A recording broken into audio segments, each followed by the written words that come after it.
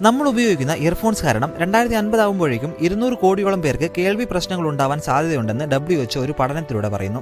എല്ലാവർക്കും കോമൺ ആയിട്ടുണ്ടാകുന്ന ഒരു പേടിയാണ് ഇയർഫോൺസ് കാരണം കേൾവി കുറയുമോ എന്നും ഇത് കാരണം ക്യാൻസർ പോലുള്ള രോഗങ്ങൾ ഉണ്ടാകുമോ എന്നുമെല്ലാം. എന്തെല്ലാം പ്രശ്നങ്ങളാണ് ഇയർഫോൺസ് നമ്മളിൽ ഉണ്ടാക്കുന്നത് എന്നറിയാൻ ഈ വീഡിയോ അവസാനം വരെ കാണാൻ ശ്രമിക്കുക. കൂട്ടത്തിൽ വീഡിയോ ലൈക്ക് ചെയ്യാനും പ്രിയപ്പെട്ടവർക്ക് ഷെയർ ചെയ്യാനും മറക്കാതിരിക്കുക.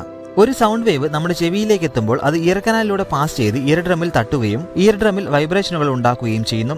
ഈ വൈബ്രേഷനുകൾ ഇയർ ഡ്രമ്മിന് പിന്നിലുള്ള മാലിസ് ഇൻകസ് സ്റ്റാപ്പിസ് എന്ന ചെറിയ ബോണുകളിൽ വൈബ്രേഷൻ ഉണ്ടാക്കുകയും അത് കൊക്ലിയയിലേക്ക് പാസ് ചെയ്യുകയും ചെയ്യുന്നു. കൊക്ലിയ ഒരു ചുരുണ്ട ഒച്ചിന്റെ രൂപത്തിലുള്ള ഭാഗമാണ്. ഈ കൊക്ലിയയിലേക്ക് വൈബ്രേഷൻ വരുന്ന സമയത്ത് കൊക്ലിയയ്ക്ക് അകത്തുള്ള ഫ്ലൂയിഡുകളിൽ വൈബ്രേഷൻ മൂലം വേവുകൾ ഉണ്ടാകുകയും ചെയ്യുന്നു. ഈ തരംഗങ്ങൾ മൂലം ഫ്ലൂയിഡിലുള്ള ഹെയർ സെല്ലുകൾ മൂവ് ചെയ്യാൻ തുടങ്ങുകയും അതിലൊരു കെമിക്കൽ ഫോം ചെയ്യുകയും ചെയ്യുന്നു. ഈ കെമിക്കലുകൾ ഓഡിറ്ററി നെർവിൽ വന്ന് തട്ടുകയും അവിടെ ഒരു ഇലക്ട്രിക് ഇമ്പൾസ് ഉണ്ടാവുകയും ചെയ്യുന്നു. ഈ ഇലക്ട്രിക് ഇമ്പൾസുകൾ പിന്നീട് ഓഡിറ്ററി നെർവിലൂടെ പാസ് ചെയ്ത് തലച്ചോറിലെത്തുകയും തലച്ചോറ് സൗണ്ടിനെ തിരിച്ചറിയുകയും ചെയ്യുന്നു.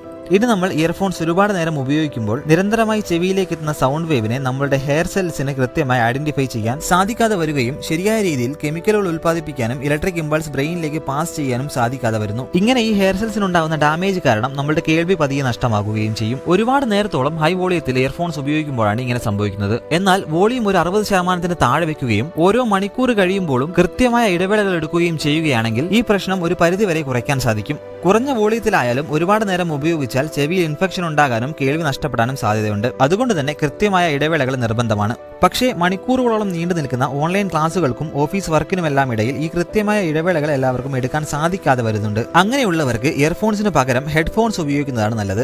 നമ്മൾ ഇയർഫോൺസ് യൂസ് ചെയ്യുമ്പോൾ സൗണ്ട് സോഴ്സും ഇയർ ഡ്രമ്മും തമ്മിലുള്ള ദൂരം വളരെ കുറവാണ്. അതേസമയം ഹെഡ്ഫോൺസ് ഉപയോഗിച്ചാൽ സൗണ്ട് സോഴ്സും ഇയർ ഡ്രമ്മും തമ്മിൽ കുറച്ചുകൂടി ദൂരം ലഭിക്കുന്നത് കൊണ്ടാണ് ഹെഡ്ഫോൺസ് ആണ് നല്ലത് എന്ന് പറയാൻ കാരണം. അഥവാ സാധ്യമാണെങ്കിൽ രണ്ടും ഉപയോഗിക്കാത്തതാണ് നല്ലത്.